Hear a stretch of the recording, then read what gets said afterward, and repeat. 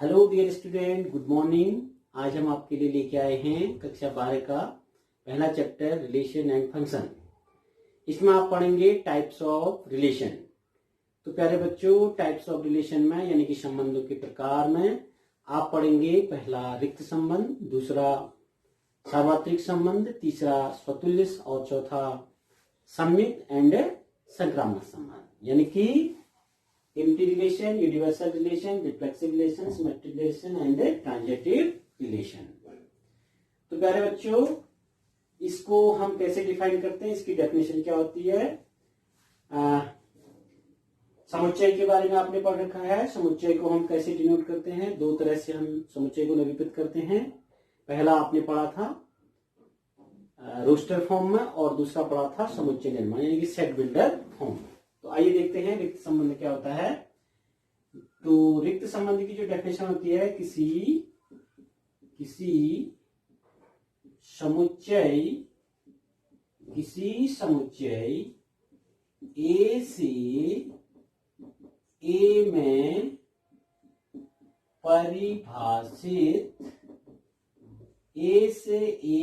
परिभाषित कोई संबंध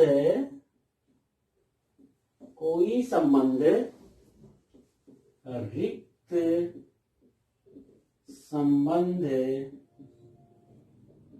कहलाता है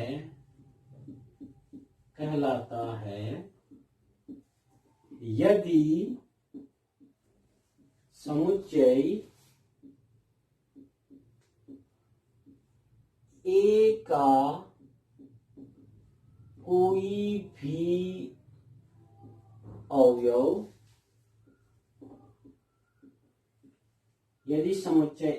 का कोई भी अवयव समुच्चय ए के किसी भी अवयव से संबंधित नहीं है।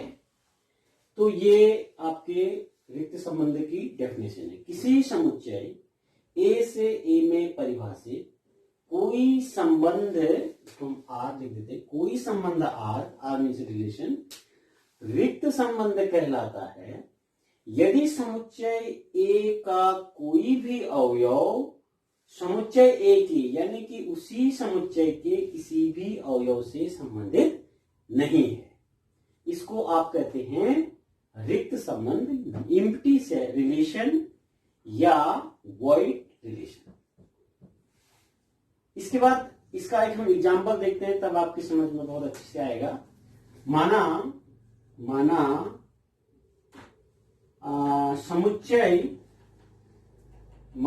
समुच्चय ए बराबर आपको दिया है 1, 2, 3, 4।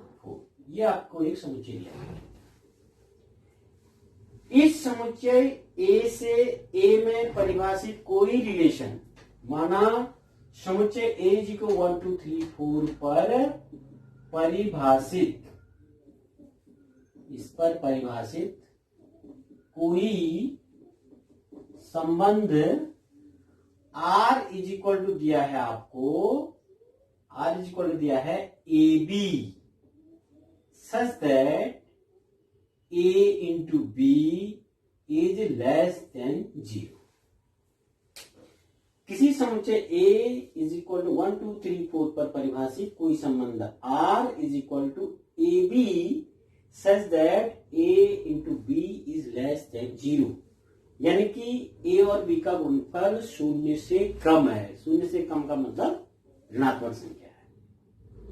तो ये संबंध प्रूव दैट, सिद्ध करो कि ये संबंध आपका रिक्त संबंध है। अब आप देखेंगे कि ये कैसे रिक्त संबंध होता है। आपने कक्षा 11 में, हमने आपको कक्षा 11 का जो पहला रिलेशन वाला चैप्टर था उसमें देखा था कि रिलेशन की जब हम बात करते हैं, संबंध की बात करते हैं, संबंध की जब हम बात करते हैं रिलेशन की, तो ये हमेशा ये उप समुच्चय होता है किसका, ए क्रॉस बी का। ए क्रॉस बी मैं इसलिए लिख रहा हूं क्योंकि आपने कक्षा 11 में किसी समुच्चय ए से बी में परिभाषित पढ़ा था, तो वहां पर आपने पढ़ा था R is a subset equal to A cross B. यहां पर जो आप पढ़ेंगे वो जो भी संबंध की बात करेंगे समुच्चय ए से ए में परिभाषित होगा। इसका मतलब क्या होगा कि R is a subset equal to A cross ए।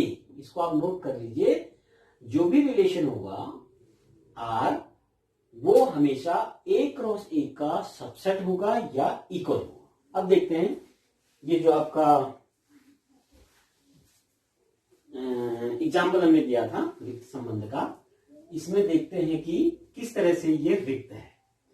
यहां पर आपने देखा था कक्षा 11 में आपने देखा था R is equal to A B जब था, ए जो पहला अवयव है वो समुच्चय ए से था और बी जो अवयव है सेकंड वो समुच्चय बी से था। ए और बी से अगर रिलेशन आपका इस तरह से है, इसको लिखने का गणित में इस तरह के तरीका है, R is a relation such that A from B.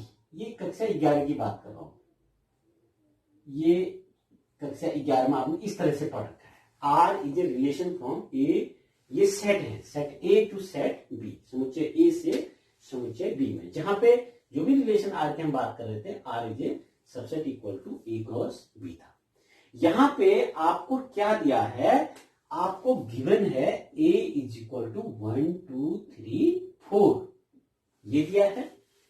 अगर आप इसका कार्तीय गुणन भी आपने पढ़ रखा है, अगर ए क्रॉस ए हम निकालेंगे तो आपको पता है ए क्रॉस ए जो कार्तीय गुणन होता है Cartesian product of two sets, अगर सेम सेट है तो ए क्रॉस ए हो जाएगा। कार्टेशियन प्रोडक्ट का मतलब कार्तीय गुणन।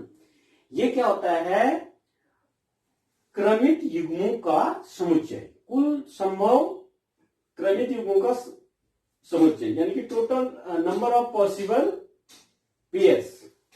यहां पे जब आप कार्तीय गुणन का निकालते हैं, कार्टेशियन प्रोडक्ट निकालते हैं, तो आपको मिलता है 1 1, उसके बाद मिलता है 1 2 1 3 1 4। समझ में आ रहा होगा, ए क्रॉस ए है। इसके बाद 2 से चलते हैं, 2 1 2 2 2 3 2 4। ठीक है, इसी तरह से आगे हम चलते हैं 3 1 3 2 3 3 3 4 3 4, उसके बाद 4 से 4 1 4 2 4 3 एंड 4 4। इस तरह से आपको क्रमित युग्मों का एक सेट मिल जाता है जिसको हम कहते हैं ए क्रॉस ए। अब जो भी रिलेशन होता है, हमने पहले बताया आपको, R is a subset equal to A cross A होता है। अब जो ये आपका पास ए क्रॉस ए आ रहा है, इसमें से हमने ऐसे एलिमेंट्स लेने हैं जिसमें ए इंटू बी, यानी कि पहला और दूसरा, ए फर्स्ट एलिमेंट है, समझ में आ रहा है, बी सेकेंड एलिमेंट है। जैसे इसमें फर्स्ट एलिमेंट 1 है, सेकेंड एलिमेंट भी 1 है। इसमें फर्स्ट एलिमेंट आपका पहला अवयव 1 है और सेकेंड अवयव जो है, एलिमेंट जो है वो 2 है। अब हमको ऐसे ए क्रॉस ए में से ऐसे पेयर्स लेने हैं जहां पे ये इस गिवन कंडीशन जो A into B is less than 0 है, इसको सेटिस्फाई करे। तो आप देखते हैं यहां पे ऐसा कोई भी पेयर आपके पास नहीं है जिनका प्रोडक्ट, जिनका गुणनफल 0 से कम है। तो सो आर इज इक्वल टू यहां पर हो जाएगा 5, जो कि सबसेट होता है ए क्रॉस ए का। तो इस प्रकार का संबंध हमारा कहलाता है रिक्त संबंध। एक एग्जांपल और देखते हैं, जनरलाइज करते हैं इसको, हम लिखेंगे नहीं, आपको ऐसे ही करते हैं। सपोज दैट आपको दिया है कोई किसी विद्यालय, किसी बालिका विद्यालय के समस्त छात्रों का समुच्चय दे रखा है, यानी कि एक गर्ल्स कॉलेज है या स्कूल है, उसमें सारी लड़कियां ही पढ़ती हैं। उस समुच्चय में परिभाषित कोई संबंध आर बराबर आपको दिया है ए बी, जिस तरीके से ये दिया है बराबर दिया है A B, such that A B का भाई है, A is a brother of B. तो ये किस प्रकार का रिलेशन होगा? तो ध्यान से देखिए, हम कह रहे हैं कि ए बी का भाई है। ए यदि बी का भाई है तो ए को डेफिनेटली क्या होना चाहिए? बालक होना चाहिए, क्योंकि ए भाई है। परंतु जो समुच्चय आपका ए है वहां पे आपके सारे के सारे क्या है? गर्ल्स हैं। तो यानी कि ये संभव ही नहीं है कि अगर गर्ल्स का आपको सेट दिया है तो ये संभव नहीं हो सकता है कि ए बी का भाई। तो इस प्रकार का रिलेशन आपका क्या कहलाएगा? रिक्त संबंध, जिसको हम कहते हैं एम्प्टी रिलेशन। अब दूसरे रिलेशन की बात करते हैं, ये आपका समझ में आ गया होगा। अगला रिलेशन जो है वो है आपका सार्वत्रिक रिलेशन। सार्वत्रिक रिलेशन, जिसको हम कह रहे हैं सार्वत्रिक संबंध, यानी कि यूनिवर्सल रिलेशन। ठीक है, तो ये दो चीजें तो आप नोट कर लीजिए। आर इज इक्वल टू यदि फाइव होता है, यानी कि कोई भी ए क्रॉस ए से कोई भी पेयर आपका रिलेशन में नहीं आता है तो वो रिक्त संबंध हो जाएगा। यदि R is equal to A cross A आता है तब आपका, यानी कि ए क्रॉस ए का मतलब सारे के सारे पेयर्स आर में आपके आ रहे हैं, तो इस प्रकार का संबंध आपका कहलाएगा सार्वत्रिक संबंध। इसी क्वेश्चन में देखते हैं, माना समुच्चय ए इज इक्वल टू 1 2 3 4 परिभाषित संबंध, कोई संबंध r is equal to A B है, सच दैट, यहां पे हम इसको थोड़ा सा चेंज कर देते हैं, such that A B is greater than 0, यानी कि ए और बी का प्रोडक्ट 0 से बड़ा है। तब आप r इज इक्वल टू यहां पे क्या हो जाएगा? यहां पर r इज इक्वल टू 1 1 भी हो जाएगा, 1 2 भी हो जाएगा। इसी तरह से लास्ट आपका 4 1 भी होगा, 4 2 भी होगा, और 4 3 भी होगा, 4 4 भी होगा। ये डैश का मतलब सारे एलिमेंट्स, सारे पेयर्स जो ए क्रॉस ए के हैं वो आपके रिलेशन आर में आ जाएंगे। तो ये संबंध आपका हो जाएगा सार्वत्रिक संबंध। तो R is equal to A cross A, तो universal relation, R is equal to 5, तो इसको कहते हैं एम्प्टी रिलेशन। अब आगे बात करते हैं अगला रिलेशन। अगला रिलेशन हमारा है स्वतुल्य संबंध। इसको हम मिटा दें क्योंकि हमने ये पढ़ लिया है। अगला संबंध है आपका स्वतुल्य संबंध। तो डेफिनेशन जब आपको याद करनी होती है तो आप इस तरह से इसको याद कीजिए, जैसे मैंने यहां पे लिखा, किसी समुच्चय ए से ए में परिभाषित कोई संबंध आर, यहां से आप इसको चेंज कर सकते हैं, यहां से आप चेंज कर सकते हैं कोई संबंध आर, या पूरा ही लिख देते हैं इसको, एक बार पुनः लिख देता हूं मैं, ताकि आपको तीन जो ये इंपॉर्टेंट रिलेशन है ये समझ में आ जाए। किसी समुच्चय ए से ए में भी कह सकते हैं या ए में परिभाषित भी कर सकते हैं। ए में परिभाषित कोई संबंध आर स्वतुल्य संबंध कहलाता है यदि, स्वतुल्य संबंध कहलाता है यदि प्रत्येक small A belongs to capital A के लिए AA बिलोंग्स टू R है। किसी समुच्चय A में परिभाषित कोई संबंध R स्वतुल्य संबंध कहलाता है यदि प्रत्येक A belongs to capital A के लिए AA बिलोंग्स टू R है, प्रत्येक A के लिए। अब इसको ऐसे समझते हैं, माना अगर यदि A बराबर 1, 2, 3 है, 1, अब आपको आइडेंटिफाई करना है कि ये रिलेशन किस प्रकार का है।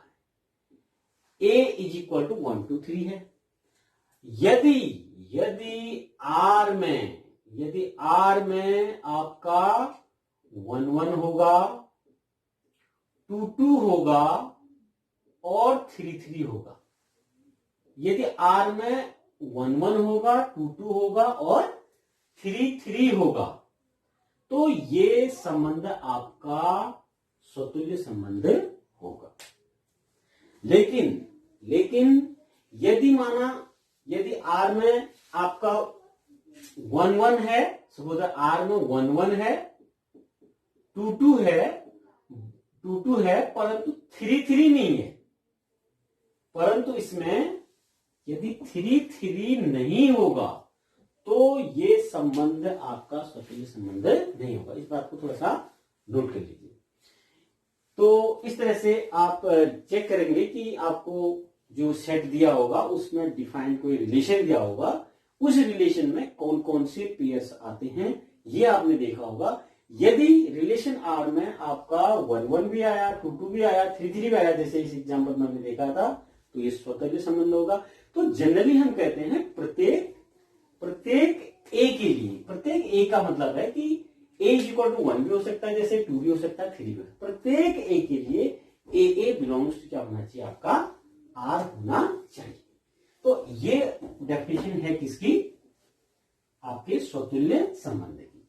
सेकंड इसका स्वतुल्य कहलाता है, ये फर्स्ट हो गया यहां पर से सेकंड हम इसका जो नेक्स्ट है आपका सम्मित संबंध की जब हम बात करते हैं तो डेफिनेशन आप इसी तरह से लिखेंगे। किसी समुच्चय A में परिभाषित कोई संबंध R सम्मित कहलाता है,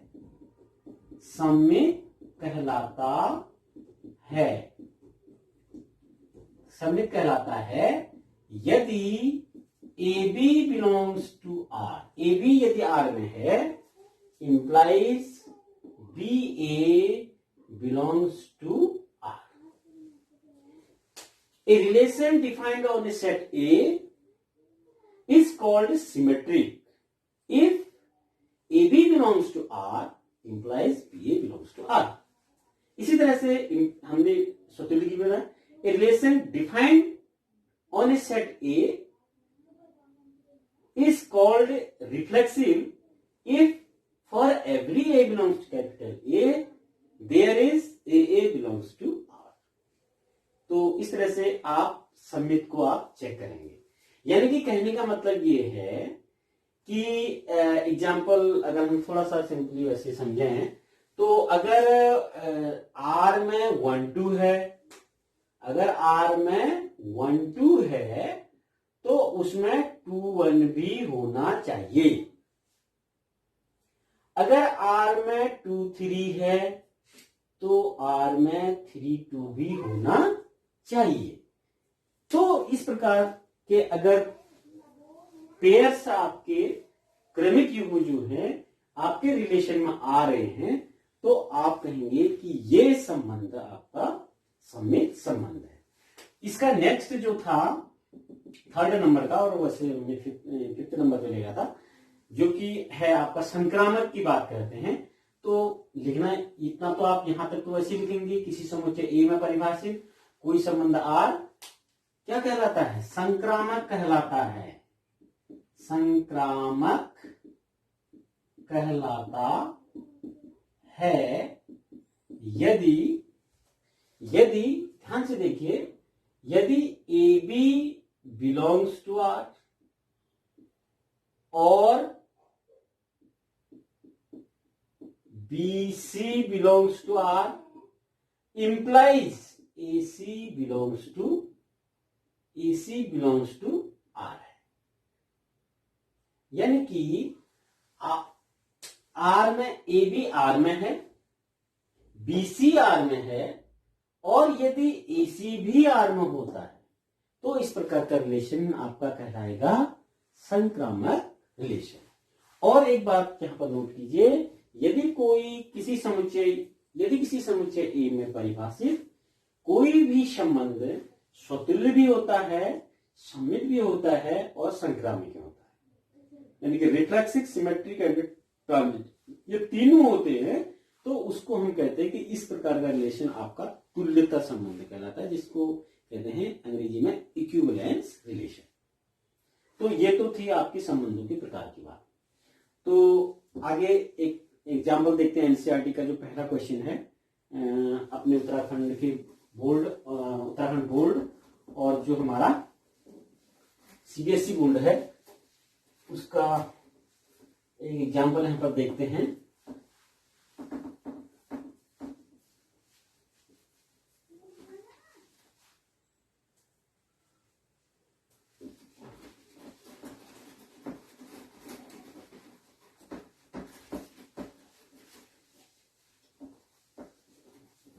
तो एग्जाम्पल देखते हैं, क्वेश्चन क्या है।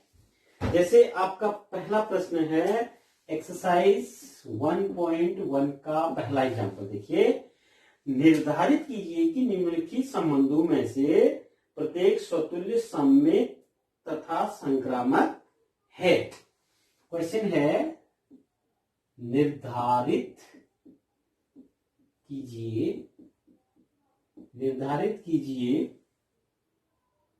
कि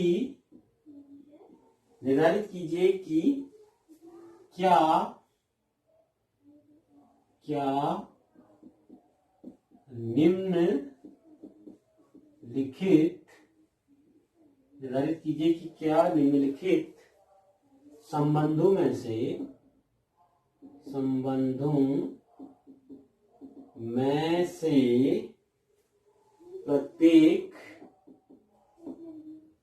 प्रत्येक स्वतुल्य, सममित तथा संक्रामक है। Determine whether the given relation is reflexive, symmetric और and transitive। तो आपको डिटरमाइन करना है कि इनमें से कौन सा संबंध आपका स्वतुल्य, सममित तथा संक्रामक में से है या तीनों है। तो फर्स्ट इसमें दिया है सेट ए समुच्चय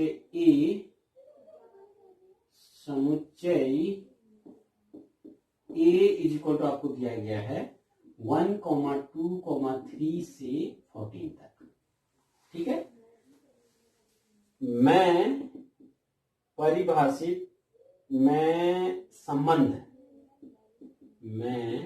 संबंध आर इस प्रकार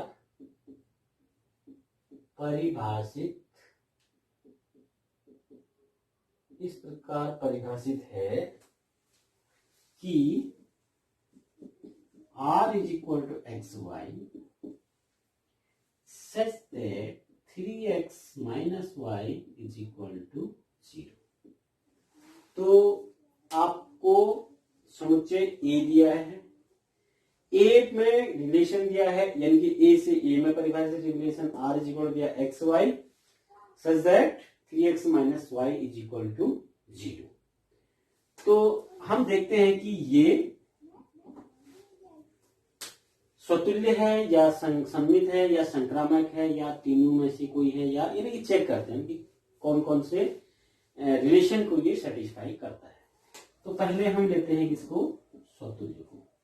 स्वतुल्य की डेफिनेशन आपको पता है, स्वतुल्य संबंध यानी कि रिफ्लेक्सिव रिलेशन। अब इसमें देखिए स्वतुल्य संबंध के लिए आपने देखा था for every A belongs to ए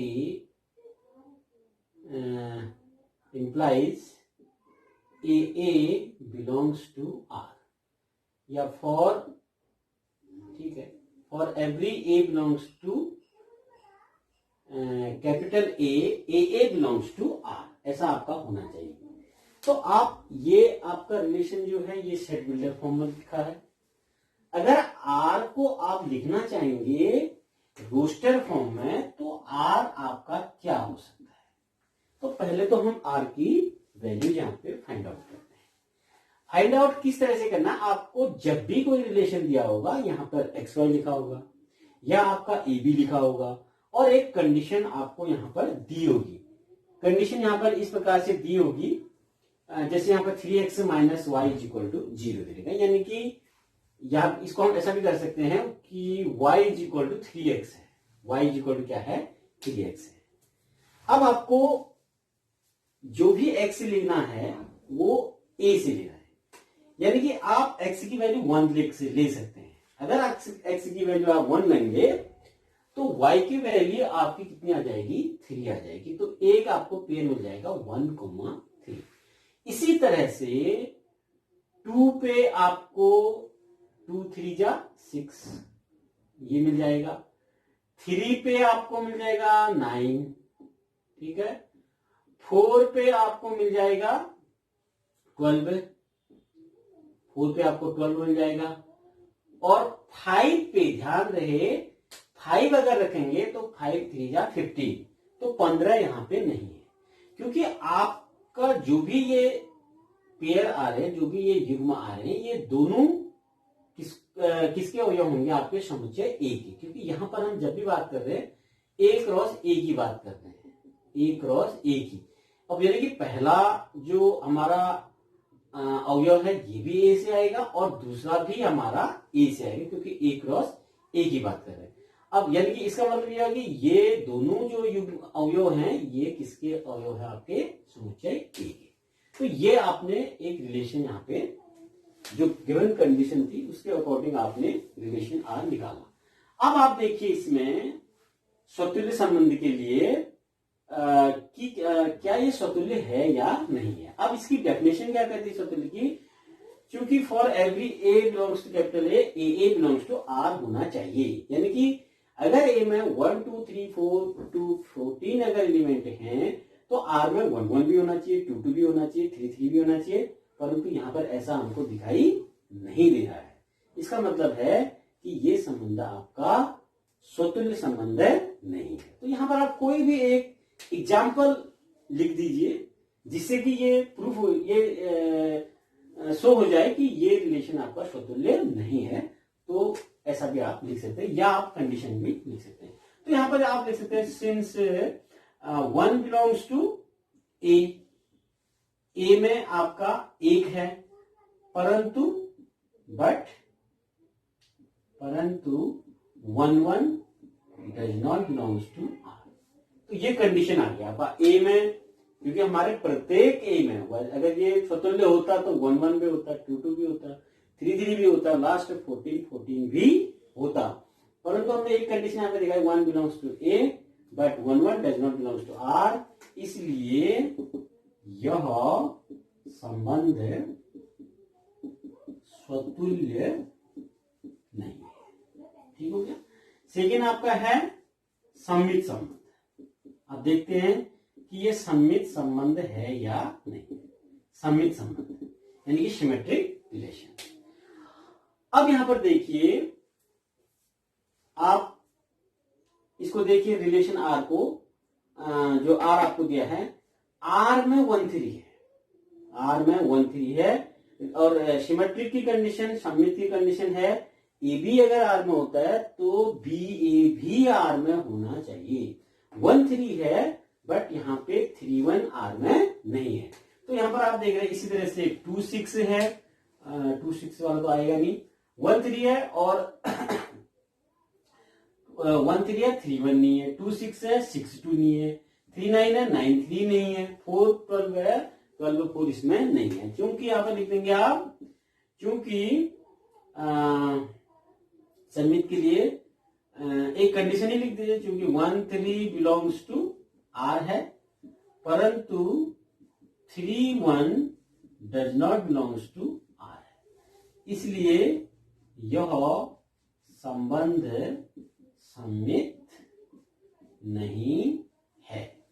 या आप लिख सकते हैं चूंकि for every A B belongs to A के लिए, या फॉर एवरी नहीं भी लिखते हैं, क्योंकि A B belongs to A के लिए A B belongs to R but B A does not belongs to R है। यदि ए और बी कोई भी दो एलिमेंट हम इसके लेते हैं, कोई भी दो ले लीजिए, अगर ए बी आर में होगा, अगर ए बी आर में होगा तो बी ए आपका आर में नहीं है। यहां पर आप देख रहे हैं 1 3 अगर लेते हैं, क्योंकि लेना तो इसी में से है, तो फर्स्ट कंडीशन है A B belongs to R, इनमें से कोई एक आप लेंगे, ऐसा नहीं कि हम अलग से कोई चीज लेंगे, आपको गिवन कंडीशन के अकॉर्डिंग रिलेशन ये मिला है। इस रिलेशन में कोई भी अगर ए बी आर लेंगे तो उसी में बी ए भी होना चाहिए। तो यहां पर क्योंकि A B A comma B belongs to A के लिए ए बी आर में है बट बी ए आर में नहीं है, इसलिए ये संबंध आपका सम्मित नहीं होगा। आगे चलते हैं। अगला जो रिलेशन है वो है आपका, इसको चेक करेंगे, संक्रामक संबंध, ट्रांजिटिव रिलेशन। अब देखिए हमने आर में निकाला था, यहां पर फिर से मैं लिख देता हूं, आर इज इक्वल टू 1 3 था, 2 6 था, 2 3 6, 3 3 9 और 4 3 12, इस प्रकार ये रिलेशन आपने निकाला। अब यहाँ पे संक्रामक में भी पहले देख लो, वॉच कर लो अच्छे से। 1 यहाँ पे देखिए जो आपका संक्रामक की कंडीशन है, A B C belongs to A के लिए A B belongs to R और B C belongs to R implies A C belongs to R, ये कंडीशन है। इनको आप याद कर लीजिए, A B belongs to R और B C belongs to R implies A C belongs to R यदि होता है तो संबंध आपका संक्रामक संबंध होता है। तो यहां पर आपने ऐसे रिलेशन में ऐसे पेयर्स देखने हैं जिसमें ए बी हो और बी सी हो। तो ए बी का मतलब जैसे आपने ये वाला ले लिया, ये 1 3 ले लिया, अब 3 से जो प्रारंभ हो रहा है वो है 3 9, वो आपका 3 9 है। ऐसा नहीं कि आप 2 6 से अगर लेंगे तो 6 से प्रारंभ होने वाला कोई नहीं है, तो उसको आप छोड़ दीजिए। 1 3 और 3 पर जो एंड हो रहा है 3 9, ए बी बी सी, इसके अकॉर्डिंग आपको चलना है। तो यहां पर आप देख रहे हैं 1 3 बिलोंग्स टू आर है, 3 9 बिलोंग्स टू आर है, but 1 9 does not belongs to R है। इसका मतलब होगा कि ये संबंध आपका संक्रामक भी नहीं है। तो यहां पर आप इसी एग्जाम्पल को लिख सकते हैं इस क्वेश्चन में, since 1 3 belongs to R and 3 9 belongs to R but 1 3 3 9 but 1 9 does not belongs to R, इसलिए यह संबंध संक्रामक नहीं है।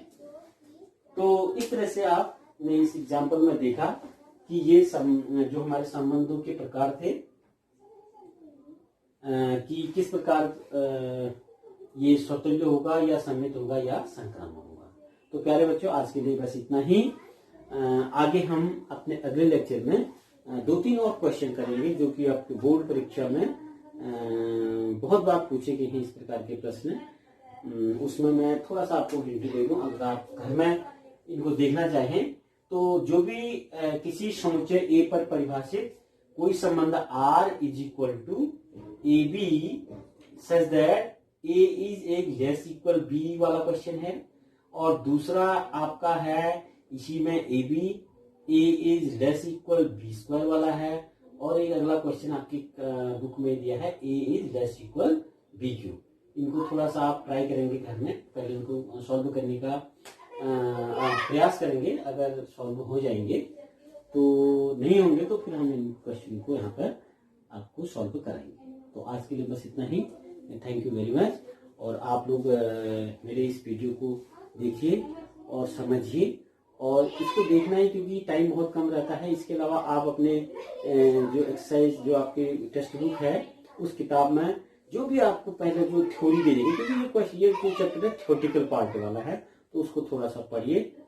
Thank you very much.